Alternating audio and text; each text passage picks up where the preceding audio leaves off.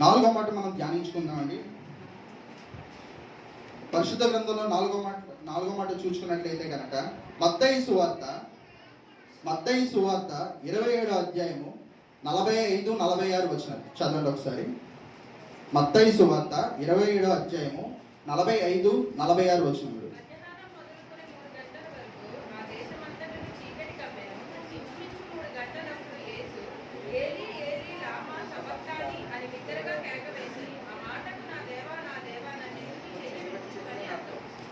ఇదే వాక్యం మార్కు సువార్త 15వ అధ్యాయంలో 33-34 వచనంలో చూడండి ఒకసారి.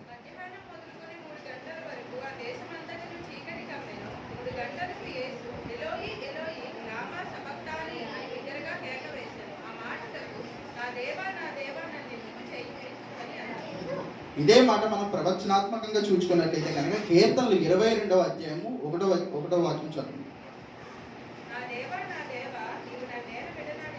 చాలండి. మామూలుగా చూసుకుంటే కనుక యేసయ్య సిలువ వేయబడిన యొక్క మొత్తం చెప్పాలంటే కనుక కీర్తనలు 22వ అధ్యాయం చదువుకుంటే మొత్తం దాంట్లో కూడా ఆయన గురించి ప్రవచనం ముందుగానే చెప్పబడి ఉందండి.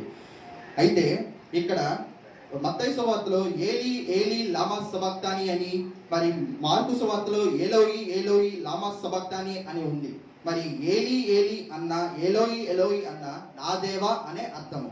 అయితే ఎల్ అంటే దేవుడు, ఏలీ అంటే నా దేవా, లామహ్ అంటే ఎందుకు, సబక్ అంటే విడవడం, అని అంటే నన్ను. అంటే పూర్తిగా చదువుకున్నట్లయితే కనుక యేసు ప్రభు వారు ఏం చెప్పారంటే ఏలీ ఏలీ లామా సబక్తాని అని బిగ్గరగా కేక వేశారు. యేసుక్రీస్తు వారు ఈ మాట సిలువుపై పలుకుచినప్పుడు అక్కడ ఉన్నవారు ఇతడు ఏలియాతో మాట్లాడుతున్నాడు, ఏలియాని పిలుస్తున్నాడేమో అని అనుకున్నారంట. ఎందుకంటే అప్పుడు ఆ టైంలో ఎక్కువగా ఆ ప్రదేశంలో ఎక్కువగా ప్రచురణలో ఉండే భాషలు 4 భాషలు అండి. ఒకటి గ్రీకు భాష, రెండవ భాష వచ్చేసి రోమన్ భాష, మూడవ భాష వచ్చేసి హిబ్రూ భాష, 4వ భాష వచ్చి అరబిక్ భాష. ఈ భాషలు ఎక్కువగా అక్కడ ప్రచురణలో ఉండేవన్నమాట. అందుకోసం అని చెప్పేసి అక్కడ దేవుడు ఏం మాట్లాడుతున్నాడని ఎవరికి అర్థం కాలేదు. అందుకోసం కింద ఉన్న జనులు అందరూ ఏమనుకున్నారంటే ఈయన ఏలియాని పిలుస్తున్నాడేమో అని చెప్పేసి అనుకున్నారంట. అలాగే అసలు దేవుడు ఏ టైంకి సిలువ వేయబడ్డారండి? ఇందాక నాన్నగారు కూడా చెప్పారు, ప్రతిదీ కూడా మనకి పరిశుద్ధ గ్రంథంలో రాయబడి ఉన్నదని చెప్పారు. సో మనం చూసుకున్నట్లయితే కనుక మార్కు సువార్త 15వ అధ్యాయము 24వ వచనంలో రాయబడి ఉన్నది. ఒకసారి చూడండి.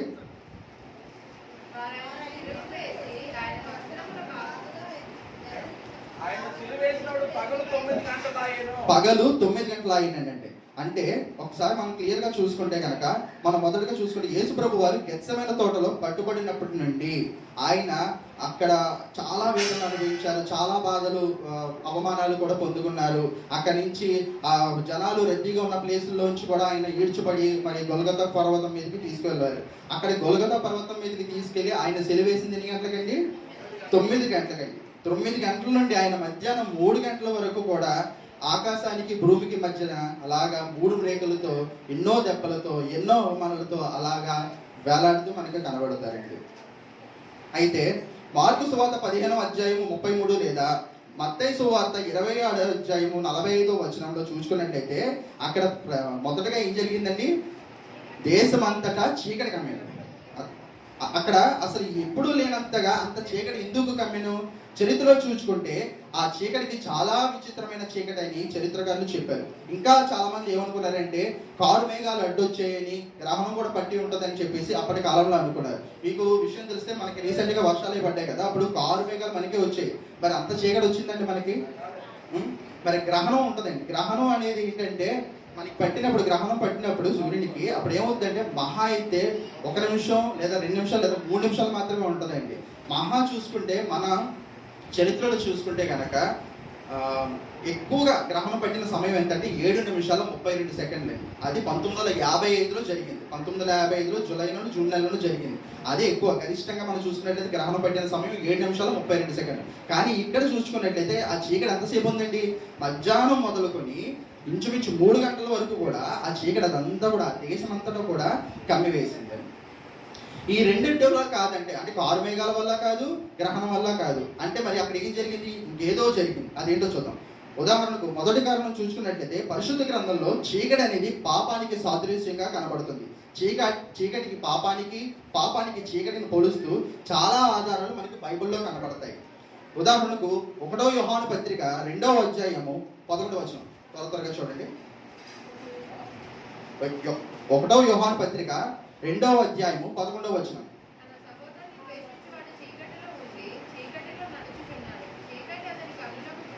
చాలండి. చీకటిలో ఉన్నవాడు సహోదరుని ద్వేషించేవాడు. కాబట్టి దేనితో పోలుస్తున్నారని? చీకటిని పాపంతో పోలుస్తున్నారు. మీరు చీకటి సంబంధులు అని చెప్తారు, అంటే పాపం చేసే వారందరూ కూడా చీకటి సంబంధులు అంటున్నారంటే చీకటి అంటే పాపం. ఆ పాపం అంతా ఇప్పుడు ఎక్కడ ఉంది? యేసుక్రీస్తు ప్రభుల వారి మీద మోపబడి ఉంది. ఇది పాత నిబంధనలో ప్రవచనాత్మకంగా చూసుకున్నట్లయితే యెషయా గ్రంథం 53వ అధ్యాయము 5వ వచనం. యెషయా గ్రంథము 53వ అధ్యాయము 5వ వచనం.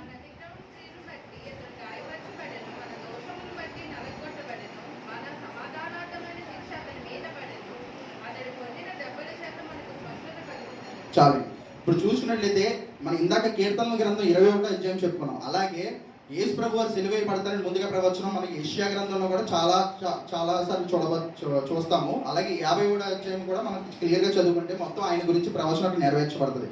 మన సమాధానార్థమైన శిక్ష ఆయన మీద మోపబడేను. కొత్త నిబంధనలో చూసుకున్నట్లయితే కనుక యోహాను సువార్త 1వ అధ్యాయము 29వ వచనం. ఇక్కడ బాప్తిసమిచ్చు యోహాను యేసు తన యుద్ధకు రావడం చూచి, ఇదిగో లోక పాపములు మోసుకొని పోవు దేవుని గొర్రెపిల్ల అని అనడం మనం చూస్తాం. అసలు ఆయన ఏమైనా పాపం చేశారండి? యేసయ్య ఎప్పుడైనా పాపం చేశారా? ఒకసారి యోహాను సువార్త 8వ అధ్యాయం 46వ వచనం చూడండి. అంత క్లియర్ గా ఆయనే ప్రశ్నిస్తున్నారు కదా. యేసు ప్రభు వారే నాలో పాపం ఉందని మీలో ఎవరు చేయగలరని నిరూపించగలరని చెప్పి అడుగుతున్నారు కదా. ఆయన పుట్టింది మొదలుకొని సిలువ వేయబడినంత వరకు ఏ పాపం ఎరగని వాడు పరిశుద్ధుడు అని తన వెన్నంటే ఉన్న పేతురు గారు కూడా సాక్ష్యం ఇస్తున్నారు. ఆ మాట చూద్దామా? 1వ పేతురు పత్రిక 2వ అధ్యాయము 22వ వాక్యం అండి. ఆయన పాపము చేయలేదు, ఆయన నోటను ఏ కపటము లేదు. దేవునికి స్తోత్రం.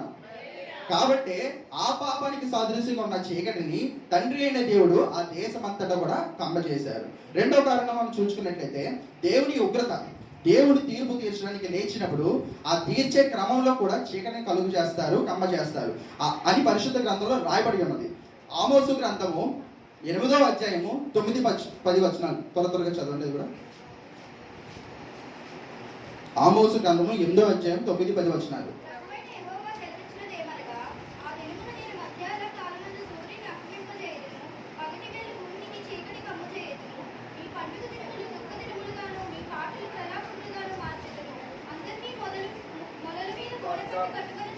చాలండి.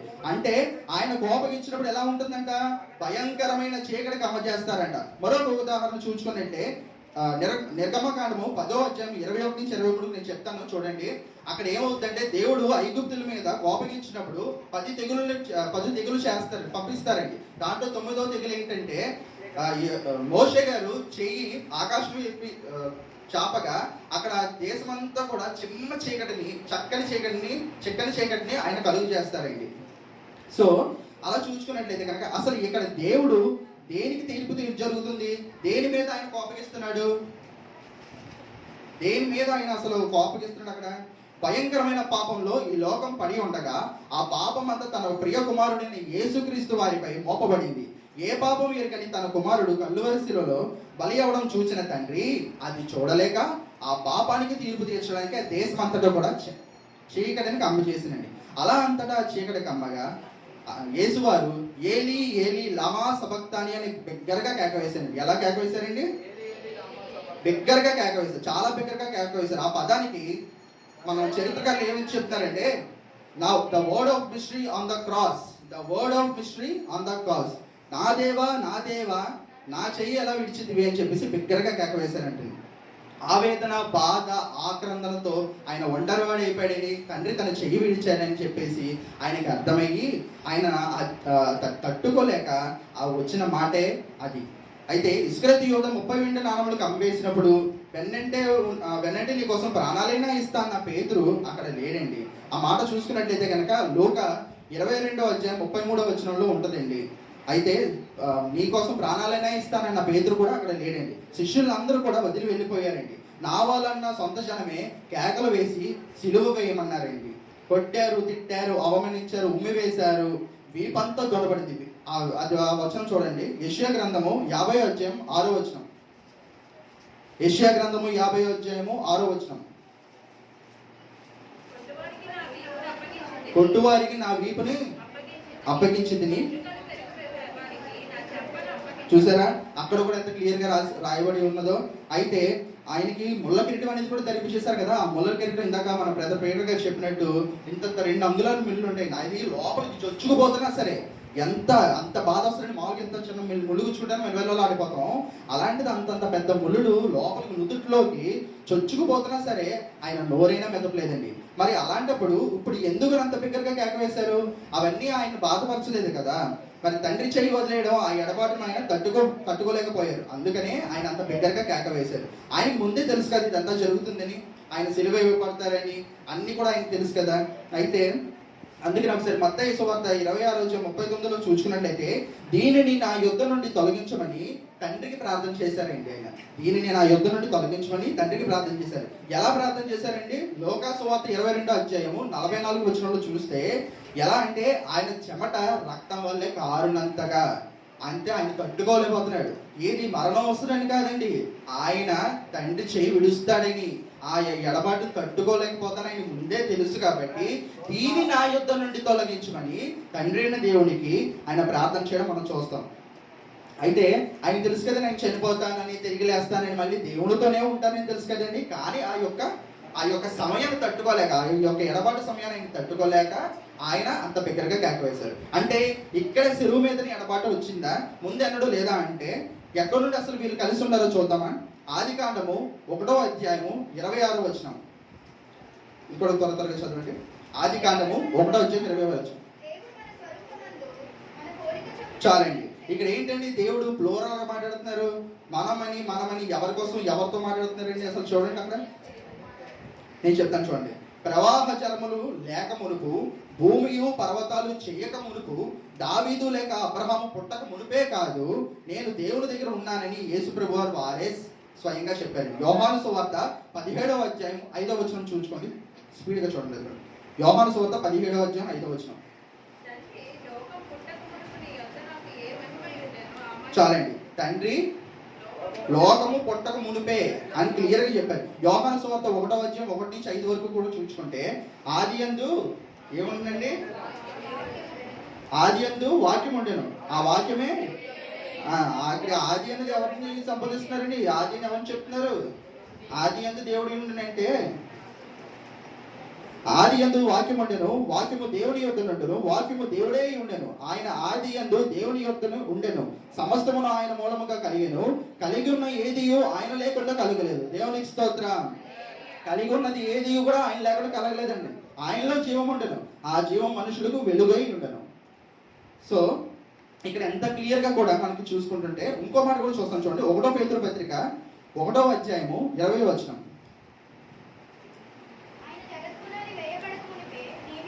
చాలండి. ఆయన జగత్తు పునాది వేయబడక మునిపే నియమింపబడినండి. ఎవరి ద్వారా నియమించబడ్డారండి? ఆయన తండ్రి అయిన దేవుడి ద్వారా నియమించబడ్డారు. అంటే దేవుని విమోచన సంకల్పంలో మానవుని పాప విముక్తి చేయడానికి, నరక విముక్తి చేయడానికి, మహిమలోకపు ప్రాప్తిని చెయ్యాలని ఆ సంకల్పంలో కూడా వీరు కలిసే ఉన్నారు. ఎక్కడ కూడా విడనాడిన పరిస్థితి లేదండి. చాలాసార్లు మనం బైబిల్లో చూస్తూ ఉంటాం, ఇతడు నా ప్రియ కుమారుడు, ఈయన యందు నేను సంతోషించుచున్నానని దేవుడు బైబిల్లో మాట్లాడడం చాలాసార్లు చూసాం. దేవుడు ప్రారంభం మొదలుకొని సిలువ వరకు ఎక్కడ కూడా ఎడబాటు కలిగి లేరండి యేసుక్రీస్తు వారికి. అందుకే యేసయ్య ఆ సందర్భంలో అది తట్టుకోలేక సిలువపై అంత కేకలు వేయడం మనం చూస్తాం. సపరేషన్ జరిగింది అక్కడ. సపరేషన్ అంటే చాలా బాధాకరమైనది, ఎడబాటు అనేది చాలా బాధాకరమైనది. కానీ అయితే ఇక్కడ చూసుకున్నట్లయితే యెషయా గ్రంథం 53వ అధ్యాయం 10వ వచనం చూడండి ఒకసారి.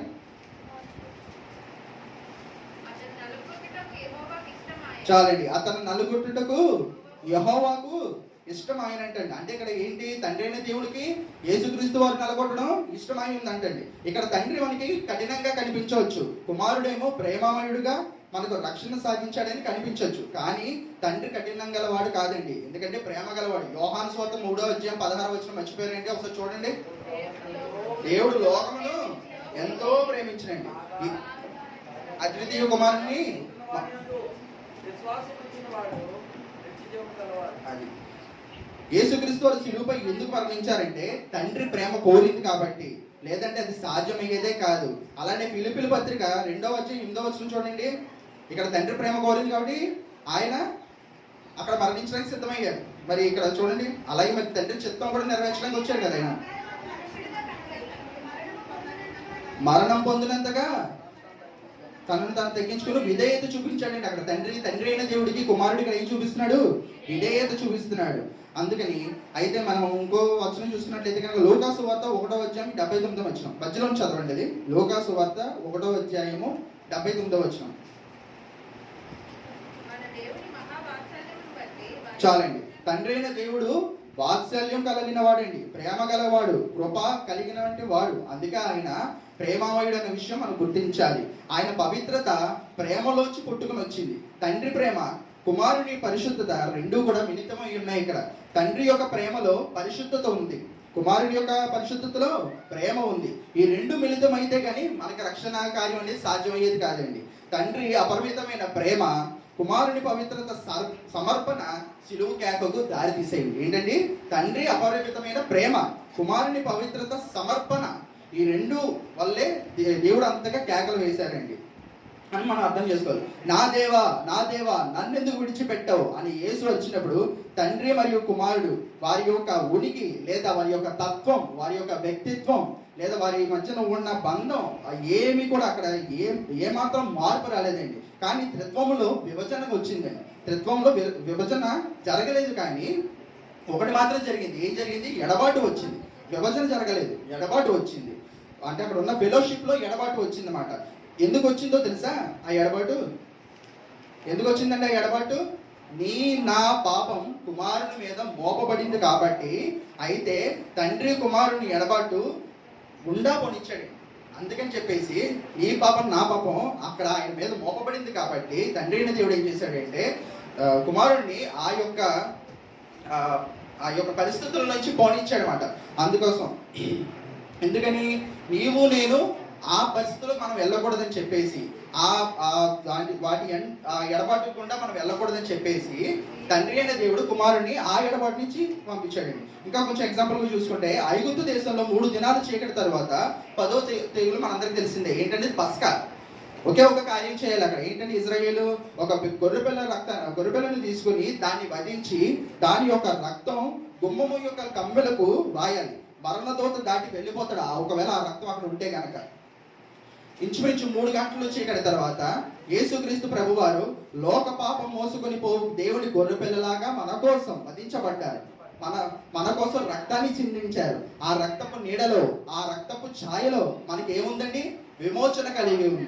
గెత్సెమనే తోటలో ఆయన ప్రార్థన చేసుకున్నప్పుడు బలహీనుడు అయిపోయాడండి. ఆయన్ని బలపరచడం కోసం తండ్రి అయిన దేవుడు ఒక దూతను పంపించాడు. అక్కడ ఆయన బలపరచడం కోసం చెప్పేసి ఒక దూతని ఆయన పంపించారు. మరి అదే తండ్రి గొల్గొతా కొండ మీద మాత్రం ఆయన ఎందుకు విడిచిపెట్టారు? ఎందుకంటే నీకు నాకు విమోచన ఉండాలని చెప్పేసి.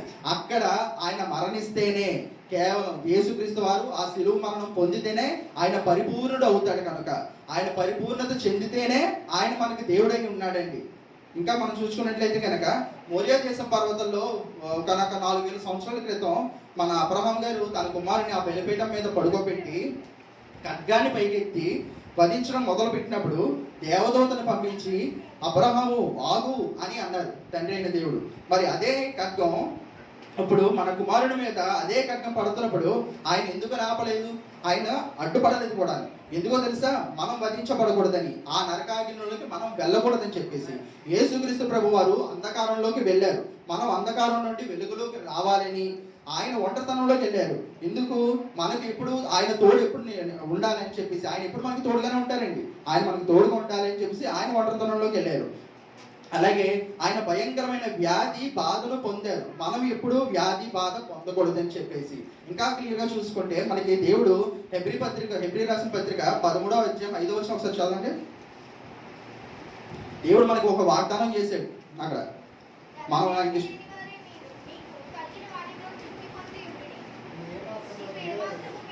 నిన్ను ఏ మాత్రం విడువను ఎడబాయనని చెప్పేసి మనకి అక్కడ వాగ్దానం చేశారండి తండ్రి. దేవుడు యేసయ్య వారు. అలాగే చూసుకున్నట్లయితే తండ్రి మన నిమిత్తము మన కోసమే కుమారుని చెయ్యి విడిచాడండి.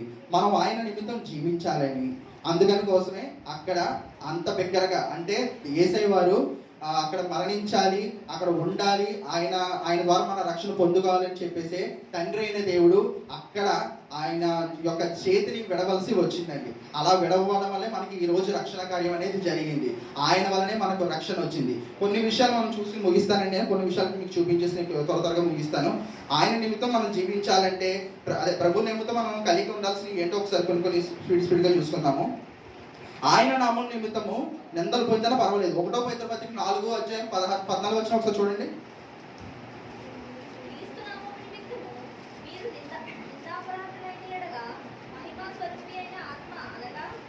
చాలండి.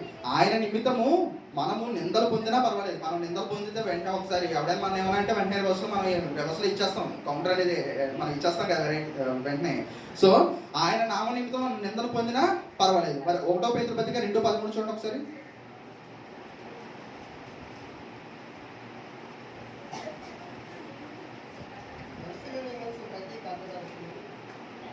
1 పేతురు పత్రిక 2:13 అండి. ఆయన నిమిత్తం ఏమేమి ఉండాలండి? మనం లోబడి ఉండాలి. మరి ఫిలిప్పీ పత్రిక 3:20 చూడండి ఒకసారి. 3:20 వచనం.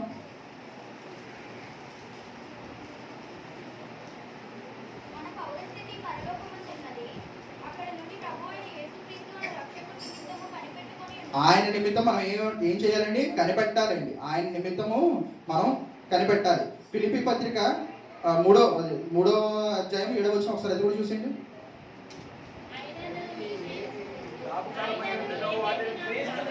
ఆయన నిమిత్తము మన అన్నిటినీ నష్టంగా ఎంచుకోవాలండి.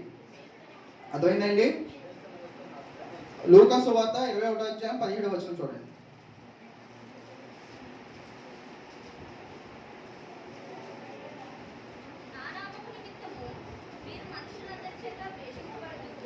ప్రభు నిమిత్తం మనం ఏం చేయాలి? ద్వేషింపబడినా పర్వాలేదండి. మనకి క్లియర్గా వాక్యం చెప్తుంది కదండి. అలాగే లాస్ట్ లూకా సువార్త 9:24 వచనం చూడండి.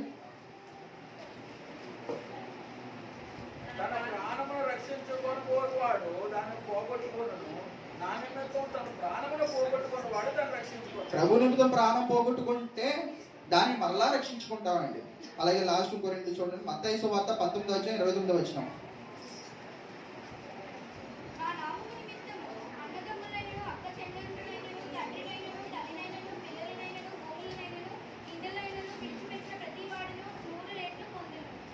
ప్రభు నిమిత్తం బంధువులైనా విడిచిపెట్టాలండి. అలాగే ప్రభు నిమిత్తం అంతవరకు కూడా మనం సహించాలండి. లాస్ట్ తో చెప్తాను చూడండి. మత్తయి సువార్త 24:9 వచనం.